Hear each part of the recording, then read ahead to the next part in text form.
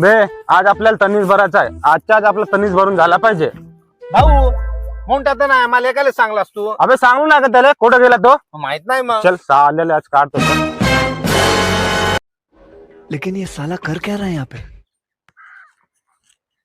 हा साला याला काम सांगू तिथं येऊन तुडी खाता माझं.